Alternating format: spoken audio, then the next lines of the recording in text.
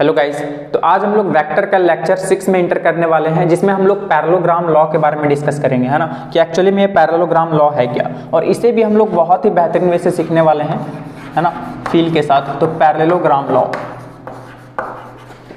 तो आज हम लोग इसका अप्लाई करने के लिए सीखेंगे कि एक्चुअली में पैरेललोग्राम लॉ को कैसे अप्लाई किया जाता है, और साथ ही साथ ट्रायंगल लॉ और पैरेललोग्राम लॉ में क्या डिफरेंसेस है ना, क्या अंतर है वो देखेंगे, और साथ ही साथ लास्ट में हम लोग कुछ क्वेश्चन को भी सॉल्व करेंगे, है ना। आप लोगों को जो है ना पूरा फील के साथ एकदम बढ़िया वे में समझ में आ जाएगा कि एक्चुअली में लॉ को हम लोगों को क्यों डिफाइन करना पड़ा, है ना। और लास्ट में जब क्वेश्चन सॉल्व करेंगे ना तो आप लोगों को बहुत ही बेहतरीन वे से समझ में आने वाला है। तो चलिए सबसे पहले हम लोग पैरेललोग्राम लॉ को देखते हैं ना, कि एक्चुअली में इसको हम लोग अप्लाई कैसे करते हैं। जैसे सपोज दैट कि मेरे पास कोई दो वेक्टर है, एक है आपका वेक्टर ए इस डायरेक्शन में, और वेक्टर बी जो है मैं इस डायरेक्शन में दिया हुआ है ना, दो वेक्टर है आपका, वेक्टर ए और वेक्टर बी, ठीक है।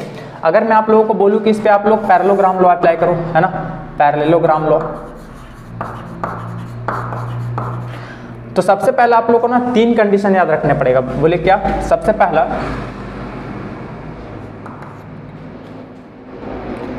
जॉइन टेल टू टेल, ठीक है, आप लोग को टेल से टेल मिलाना है।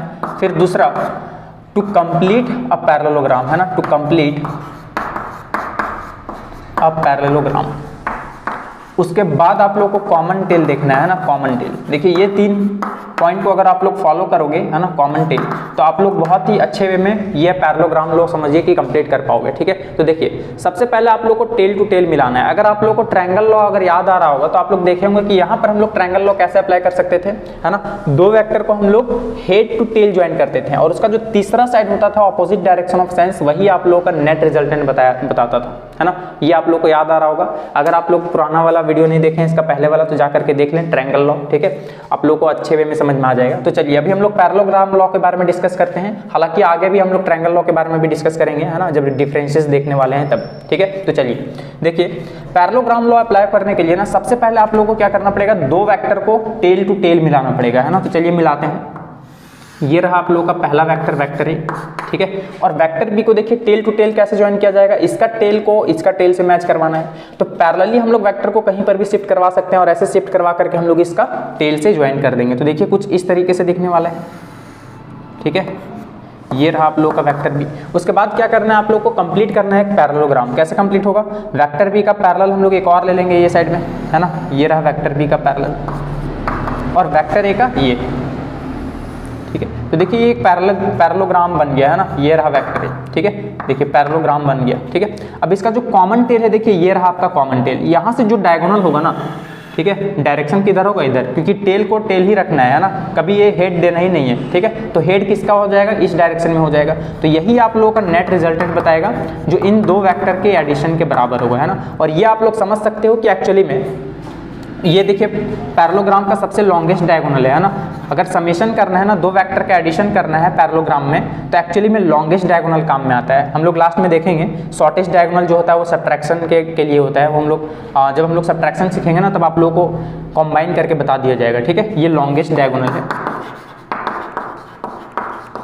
देखिए तो आप लोग को जब भी बोला जाएगा कि एक पैरेललोग्राम लॉ को अप्लाई करना है, तो आप लोगों को सबसे पहले क्या करना है, टेल टू टेल मिलाना है दो वेक्टर को, ठीक है। उसके बाद आप लोगों को कंप्लीट करना है एक पैरेललोग्राम। उसके बाद जो इसका कॉमन टेल से जो डायगोनल होगा, ठीक है, वो एक्चुअली में नेट रिजल्टेंट बताएगा, और वो दो वेक्टर के एडिशन के बराबर होगा। लेकिन एडिशन तो अभी हम लोग ऐसे दिखा रहे हैं, लेकिन इसको डायरेक्टली एडिशन ऐसे नहीं करना है, ये आप लोग समझ सकते हो, है ना, कि नेट रिजल्टेंट जो था ना ए प्लस बी, वो हम लोग कैसे निकाले थे। ट्रायंगल लॉ आप लोग अगर पढ़े होंगे तो आप लोग को याद आ रहा होगा, है ना, a square plus b square plus 2ab cos theta, है ना। तो रिजल्टेंट जो हम लोग ट्रायंगल लॉ में पढ़े हैं ना, वही सेम टू सेम यही इसमें आने वाला है, ठीक है, सेम टू सेम, चाहे मैग्नीट्यूड हो या डायरेक्शन हो, उस पर कोई फर्क नहीं पड़ेगा, है ना। लॉ भले अलग अलग बोलता है ट्रायंगल लॉ और पैरेललोग्राम लॉ, लेकिन जो रिजल्ट आता है ना वो दोनों में सेम आता है। अभी हम लोग देखने वाले हैं, ठीक है। चलिए इसे आप लोग सबसे पहले नोट कर ले, उसके बाद हम लोग जो है अभी बात करते हैं। फिर चलिए नोट तो कर चुके होंगे आप लोग, है ना। चलिए अब हम लोग डिफरेंसेस सीखते हैं कि एक्चुअली में ट्रायंगल लॉ और पैरेललोग्राम लॉ में क्या डिफरेंसेस है ना। तो चलिए मैं वही दो वेक्टर लेता हूं, है ना। ये रहा आप लोगों का एक वेक्टर, वेक्टर ए, ठीक है, और वेक्टर बी जो है मैं सपोज दैट कि इस डायरेक्शन में एक वेक्टर बी दिया हूं। अगर मैं आप लोगों को बोलूं कि इधर आप लोग ट्रायंगल लॉ को अप्लाई करके बताओ, है ना, कौन सा लॉ, ट्रायंगल लॉ, तो यहाँ पर मैं आप लोगों को ट्रायंगल लॉ अप्लाई करके बताऊंगा, और यहाँ पर जो है मैं आप लोगों को पैरेललोग्राम लॉ अप्लाई करके बताऊंगा, है ना, यहाँ पर, ठीक है। तो ये है आप लोगों का पैरेललोग्राम लॉ, ठीक है। तो आप लोग को इन दोनों में डिफरेंसेस जो है बहुत ही बढ़िया वे में समझ में आने वाला है पैरेललोग्राम लॉ। तो चलिए दोनों को हम लोग करके दिखाते हैं। देखिए जब जब ट्रायंगल लॉ अप्लाई करने बोला जाएगा ना, तो सबसे पहले आप लोगों को पता होना चाहिए कि ट्रायंगल लॉ अप्लाई करने के लिए सबसे पहले दो वेक्टर को हम लोग हेड टू टेल ज्वाइन करते हैं। क्लियर? तो चलिए देखिए ये रहा आपका वेक्टर ए, है ना, और इस वेक्टर बी को अगर हम लोग पैरेलली शिफ्ट करवा के इसका हेड टू टेल में अगर ज्वाइन करवा दिया जाए तो कुछ इस तरीके से होगा आपका, है ना। ये रहा वेक्टर बी। अब इसका जो तीसरा साइड होता था ना, तीसरा साइड, ठीक है, जो ट्रायंगल को कंप्लीट कर रहा है, लेकिन उसका जो डायरेक्शन होगा वो अपोजिट डायरेक्शन सेंस होगा। देखिए वेक्टर ए इधर है, वेक्टर बी इधर है, और वेक्टर आर जो नेट रिजल्टेंट होगा वो एक्चुअली में इसका डायरेक्शन इधर ना होकर के इसका अपोजिट डायरेक्शन सेंस इधर होगा। यही आप लोग का नेट रिजल्टेंट बताएगा, जो कि vector A plus vector B के बराबर होगा, है ना। ये नेट रिजल्टेंट है ना। ट्रायंगल लॉ में आप लोग को याद रखना है एकदम पूरी अच्छी तरीके से कि एक्चुअली में हेड टू टेल ज्वाइन करते हैं, और उसका जो तीसरा साइड जो होता है जो ट्रायंगल को कंप्लीट कर रहा होता है एक्चुअली में वही आप लोग का नेट रिजल्टेंट बताएगा, लेकिन उसका डायरेक्शन जो होगा वो अपोजिट होता है। क्लियर? चलिए अब पैरेललोग्राम लॉ अभी हम लोग सीखे हैं कि एक्चुअली में पैरेललोग्राम लॉ को अप्लाई करने के लिए टेल टू टेल ज्वाइन करते हैं ना। तो इस वेक्टर को अगर हम लोग टेल टू टेल ज्वाइन कर दें तो कुछ इस तरीके से होने वाला है। देखिए ठीक है, अगर मान लीजिए वेक्टर ए और ये रहा वेक्टर बी। अब बताइए सबसे पहले इसको पैरेललोग्राम में कंप्लीट करना पड़ेगा। ये रहा आप लोग का पैरेललोग्राम, है ना। वेक्टर बी का पैरेलल एक और ले लिया और वेक्टर ए का पैरेलल ये रहा, ठीक है। अब बताइए इसका जो डायरेक्शन होगा वो कौन बताएगा? इसका जो लॉन्गेस्ट डायगोनल होगा कॉमन टेल से, ठीक है। देखिए कॉमन टेल मतलब टेल टेल टेल सब जगह टेल से है। यहाँ हेड टेल है तो यहाँ पर जो है कॉमन टेल नहीं है, यहाँ पर कॉमन टेल नहीं है, यहाँ पर कॉमन टेल नहीं है ना। तो कॉमन टेल जो है ना यहीं पर है, ठीक है। यही आप लोग का नेट रिजल्टेंट बताएगा जो vector A plus vector B के बराबर होगा। लेकिन गाइस ये आप लोग अच्छे वे में समझ सकते हो कि चाहे ट्रायंगल लो हो या फिर पैरेललोग्राम लो हो, है ना, रिजल्टेंट में कोई फर्क नहीं करता है ना, दोनों में सेम रिजल्टेंट मिलता है। भले लॉ भले अलग अलग बोलता है, ट्रायंगल लॉ में बोलता है कि आप लोग हेड टू टेल ज्वाइन करो, और जो तीसरा साइड होगा जो ट्रायंगल कंप्लीट कर रहा होगा वही आप लोग का नेट रिजल्टेंट बताएगा, ठीक है। लेकिन पैरेललोग्राम लॉ का जो डेफिनेशन है, जो डिफाइन किया जाता है, वो क्या बोलता है? टेल टू टेल मिलाने पर फिर एक पैरेललोग्राम कंप्लीट करना है, फिर जो कॉमन टेल से जो डायगोनल होगा वही आप लोगों का नेट रिजल्टेंट बताएगा। लेकिन देखिए अगर इतना पार्ट अगर हम लोग रफ कर दें, ठीक है, तो देखिए एक्चुअली में ट्रायंगल लॉ ही है। देखिए वेक्टर ए वेक्टर बी, इसका जो तीसरा साइड कंप्लीट कर रहा है वही सेम टू सेम। ये एंगल भी ना सेम होगा। अगर हम लोग यहाँ पर अल्फा डिफाइन करो तो डायरेक्शन भी दोनों का सेम होगा, चाहे ट्रायंगल लॉ हो या फिर आप लोग को याद आ रहा होगा ट्रायंगल लॉ में नेट रिजल्टेंट का फॉर्मूला क्या था? Under root a square plus b square plus 2ab cos theta. उसी तरह से आप लोग को याद आ रहा होगा tan अल्फा का जो डायरेक्शन लिखा था हम लोग, है ना, क्या था? b sine theta upon a plus B cos theta, ठीक है। ये दो था हम लोग जो प्रूफ किए थे ट्रायंगल लॉ में, है ना। पैरेललोग्राम लॉ में भी हम लोग को प्रूफ करने की जरूरत नहीं है, लेकिन फिर भी आप लोग के तसल्ली के लिए मैं प्रूफ करवा दूंगा, है ना। रिजल्ट जो है सेम टू सेम आएगा। मैं बार बार बता रहा हूँ कि लॉ जो हम लोग पढ़ रहे हैं ना, चाहे ट्रायंगल लॉ हो या फिर पैरेललोग्राम लॉ हो, है ना, दोनों का जो रिजल्ट है वो दोनों सेम आने वाला है, ठीक है। अब बताइए इसको भी तो पैरेललोग्राम लॉ बना सकते थे। देखिए वेक्टर बी का पैरेलली इधर डाल दिया जाए तो कुछ ऐसे दिखेगा। चलिए मैं आप लोग को बताता हूँ यहाँ पर। देखिए डिफरेंस कुछ नहीं है, है ना, बस बोलने का थोड़ा ढंग अलग है ना, नजरिया अलग है। देखिए ये रहा आप लोग का वेक्टर बी, ठीक है, इसका पैरेलल कौन हो जाएगा? देखिए ये हो जाएगा पैरेलल। भले अच्छा से नहीं बन रहा है आप लोग देख सकते हो, ठीक है। तो देखिए इसका जो कॉमन टेल है वही तो नेट रिजल्टेंट बता रहा है। तो इसको भी हम लोग ट्रायंगल लॉ को भी पैरेललोग्राम लॉ बना सकते हैं और पैरेललोग्राम को भी ट्रायंगल लॉ बना सकते हैं, अगर इतना पार्ट अगर हम लोग रफ कर दे तो। क्लियर है? कुल मिलाकर के अगर एक वर्ड में बोलो ना तो दोनों एक्चुअली में एक ही चीज है, ठीक है। दोनों का जो रिजल्ट आएगा वो सेम आएगा, कोई फर्क नहीं होगा, ठीक है। क्लियर है ये बात? और इसको हम लोग पैरेललोग्राम लॉ को आप लोग को प्रूफ भी करके बता दूंगा। एक्चुअली में दोनों का रिजल्ट जो है दोनों सेम ही आने वाला है, आप लोग फिर मैच करके भी देख सकते हो। तो इसे सबसे पहले आप लोग नोट कर ले, फिर हम लोग कुछ न्यूमेरिकल्स देखते हैं कि एक्चुअली में रिजल्टेंट निकालने का फॉर्मूला जो है इसका क्या अहमियत है, ठीक है। आप लोग को अहमियत समझाने वाला हूँ। तो चलिए सबसे पहले नोट करिए। चलिए नोट कर चुके होंगे आप लोग, है ना। अब हम लोग जो है ना उस फॉर्मूला का अहमियत समझने वाले हैं कि नेट रिजल्टेंट का फॉर्मूला का अहमियत क्या है। जैसे अगर मैं बोलूँ फॉर्मूला क्या आया था? Under root a square plus b square plus 2ab cos theta. और ये आप लोगों को मैं बहुत ही पहला लेक्चर से ये बताते आ रहा हूँ कि इस फॉर्मूला को क्यों निकालना पड़ा, है ना। जैसे मैं बोला था कि अगर मेरे पास कोई एक पार्टिकल है या फिर कोई बॉडी है ना, मान लीजिए ललुआ इधर से 200 का फोर्स लगा रहा है और कलुआ भी इधर से 200 100 का फोर्स लगा रहा है सपोज दैट, ठीक है, सेम डायरेक्शन पे। तो बताइए नेट रिजल्टेंट कितना आएगा? तो आप लोग बहुत ही बेहतरीन वे पे बता पाओगे कि 200 प्लस 100 यानी 300 आ जाएगा, बहुत ही बढ़िया, है ना। लेकिन अगर मान लीजिए वही बॉडी है मेरे पास, ठीक है, एक ललुआ इधर से लगा रहा है 200 न्यूटन का और इधर से कलवा लगा रहा है 100 न्यूटन का, तो बताइए अब नेट रिजल्टेंट कितना आएगा? तो आप लोग बताओगे बड़े वाले में छोटा वाला घट जाएगा, 200 न्यूटन माइनस 100 न्यूटन, है ना। तो आप लोग का आ जाएगा आंसर 100 न्यूटन।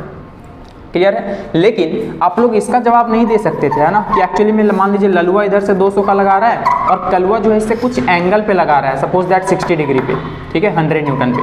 तो यहाँ पर ना ही हम लोग ऐड कर सकते थे ना ही सब्ट्रैक्ट कर सकते थे। तो ऐसे के लिए जो है ना हम लोग को लॉ को डिफाइन करना पड़ा, है ना, vector law of algebra. Clear है ये बात? चलिए, तो इस फॉर्मूला को ना हम लोग तीनों क्वेश्चन में सॉल्व करके देखते हैं। ये फॉर्मूला ऐसा रामबाण इलाज है हर एक के लिए, चाहे सेम डायरेक्शन हो या फिर ऑपोजिट डायरेक्शन हो या फिर कुछ एंगल पे हो तो भी। चलिए हम लोग एक एक न्यूमेरिकल कर लेते हैं, फिर हम लोग को न्यूमेरिकल तो आगे करना ही है ना। तो चलिए इसमें थोड़ा सा हम लोग सीख लेते हैं इस चीज़ को, और फिर इसका जो केस वगैरह है सारा कंडीशन हम लोग देखने वाले हैं नेक्स्ट लेक्चर में, है ना। पैरेललोग्राम लॉ को हम लोग डिस्कस करेंगे उसका प्रूफ के साथ, उसके बाद हम लोग उसका कंडीशन भी देख लेंगे। क्लियर है? चलिए, जैसे मान लीजिए मेरे पास कोई एक बॉडी है, ठीक है, एक बॉडी, और इस बॉडी पे अगर मैं बोलूं कि एक्चुअली में कलवा इधर से मान लीजिए 2 न्यूटन का फोर्स लगा रहा है और ललुआ इधर से मान लीजिए 3 न्यूटन का फोर्स लगा रहा है, तो आप लोग बताइए कितना नेट रिजल्टेंट आएगा? आप लोग बहुत ही बेहतरीन वैसे आप लोग ऐड कर पाओगे यहाँ पे, क्योंकि डायरेक्शन दोनों का क्या है, सेम है ना। तो नेट रिजल्टेंट कितना आ जाएगा बताइए?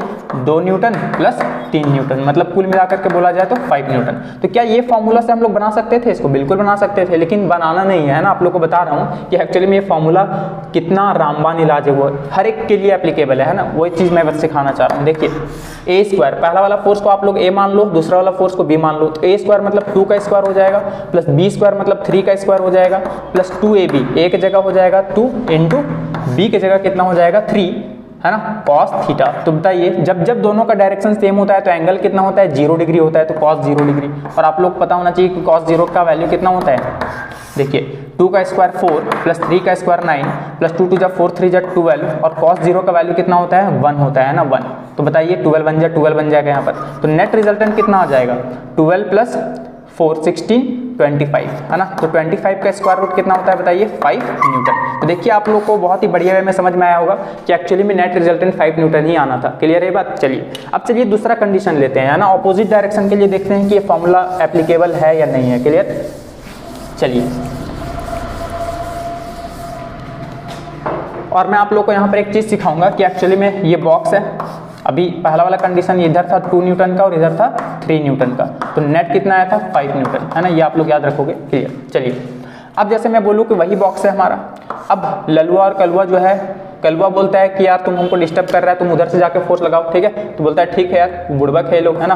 तो कलवा जो है ना इधर से मान लीजिए 2 न्यूटन लगा रहा था, तो इधर से 2 न्यूटन लगा रहा है और इधर ललुआ जो है 3 न्यूटन का फोर्स लगा रहा है। अब मैं पूछी तो बताइए आप लोग नेट रिजल्टेंट कितना आएगा? तो इधर ही आएगा क्योंकि बड़ा वाला फोर्स इस डायरेक्शन में है। तो नेट रिजल्टेंट जो होगा 3 न्यूटन माइनस 2 न्यूटन, है ना। तो आंसर कितना आना चाहिए? 1 न्यूटन, ठीक है। कितना आना चाहिए? 1 न्यूटन। लेकिन क्या ये फॉर्मूला से बनेगा? बिल्कुल बनेगा। ये ऐसा फॉर्मूला है जो हर एक के लिए एप्लीकेबल है, लेकिन आप लोग को ये पता होना चाहिए कि जब जब अपोजिट डायरेक्शन होगा तो थीटा कितना होता है? 0 डिग्री हो, सॉरी 180 डिग्री होता है ना। मिस्टेक हो गया ये, है ना, 180 डिग्री। तो बताइए नेट रिजल्टेंट का फॉर्मूला आप लोग इसको ए मान लो, इसको बी मान लो। ए स्क्वायर मतलब 3 का स्क्वायर प्लस बी स्क्वायर मतलब 2 का स्क्वायर, है ना, प्लस 2ab, 2 इंटू ए की जगह कितना हो गया 3 इंटू बी की जगह कितना हो गया 2 इंटू कॉस 180 डिग्री। और cos 180 का वैल्यू होता है -1, कितना होता है? -1। तो बताइए सॉल्व कीजिए कितना होता है? 3 का स्क्वायर 9 प्लस 2 का स्क्वायर 4 प्लस 2 2 जा 4 3 जा 12, है ना। और आप लोग को अगर थोड़ा भी मैथमेटिक्स आता है तो cos 180 का वैल्यू कितना होता है? -1 होता है। क्लियर? तो चलिए नेट रिजल्टेंट कितना आ जाएगा? 9 और 4 13, 13 माइनस 12, देखिए 13 में से 12 घट जाएगा तो √1 आ जाएगा, जो कि आंसर कितना आएगा? 1 न्यूटन का आने वाला है। तो देखिए 1 न्यूटन ही तो आया था। तो ये फॉर्मूला देखिए सेम डायरेक्शन के लिए भी है और ऑपोजिट डायरेक्शन के लिए भी है ना। लेकिन आप लोग को बस दिमाग में ये रखना है कि सेम डायरेक्शन के लिए इतना लंबा चौड़ा फॉर्मूला हम लोग थोड़ी लगाएंगे, है ना। हम लोग डायरेक्टली ऐड कर देंगे और ऑपोजिट डायरेक्शन में सब्ट्रैक्ट कर देंगे। क्लियर है? बड़ा वाला में से छोटा वाला। लेकिन ये फॉर्मूला उसके लिए बनाया गया है ना जब कुछ एंगल पे हो। चलिए कुछ एंगल वाला भी देख लेते हैं हम लोग, है ना। चलिए ऑपोजिट वाला भी यहाँ पर लिख देता हूँ एक्चुअली में क्या है ना। मान लीजिए इधर से कितना लग रहा था 3 न्यूटन और इधर से लग रहा था 2 न्यूटन, है ना। तो नेट कितना था, नेट रिजल्टेंट था इसका 1 न्यूटन का, ठीक है। अभी इससे कुछ सिखाने वाला हूँ कि मैक्सिमम फोर्स कब आता है, मिनिमम कब आता है और उसके बीच में कितना आता है। चलिए अब लास्ट क्वेश्चन लेता हूँ जो दोनों फोर्सेस कुछ एंगल पे होगा। क्लियर। चलिए देखिए, मान लीजिए वही बॉक्स है अपना, है ना। अब ललुआ और कलुआ जो है कुछ कुरफाती करने लगे हैं। इधर से जो है 3 न्यूटन का फोर्स से खींचा जा रहा है। ललुआ जो है कलुआ को बोलता है कि तुम जो है ना धागा से जो है सपोज दैट कि 60 डिग्री का एंगल पे फोर्स लगाओ। कितना, 60 डिग्री, 2 न्यूटन का फोर्स लगा रहा था। अब बताइए नेट रिजल्टेंट कितना हो जाएगा। √a² + b² + 2ab cos theta होता है। a इसको मान लो, b इसको मान लो, है ना। तो 3 का स्क्वायर + b² मतलब 2 का स्क्वायर + 2 इंटू a की जगह कितना हो जाएगा 3 इंटू b की जगह 2 इंटू कॉस कितना है बताइए 60 डिग्री है, ठीक है। देखिए दोनों के बीच का एंगल 60 डिग्री है। तो कितना हो जाएगा 9 + 4 + 2 2 4 3 12 और cos 60 का वैल्यू कितना होता है 1/2 होता है ना। तो ये रहा 1/2, 2 6 12 कट जाएगा। तो रिजल्टेंट कितना आ जाएगा नेट 9 6 और 4 10 और 9 19। देखिए √19 आ रहा है, ठीक है। तो आप लोग यहाँ समझ सकते हो कि सबसे मैक्सिमम फोर्स जो है ना कब आता है जब दोनों सेम डायरेक्शन में है, और सबसे मिनिमम कब आएगा जब दोनों अपोजिट डायरेक्शन में है, ठीक है। सेम डायरेक्शन में जब होगा ना तो ये मैक्सिमम फोर्स आएगा, और जब अपोजिट डायरेक्शन में हो जाएगा तो सबसे मिनिमम फोर्स आएगा, ठीक है। और बाकी कुछ एंगल में होगा तो इन दोनों के बीच में ही कहीं ना कहीं लाई करेगा। क्लियर है। और ये कंडीशन आप लोगों को बहुत ही बेहतरीन में से समझ में आएगा जब हम लोग इसका कंडीशन पढ़ेंगे ना।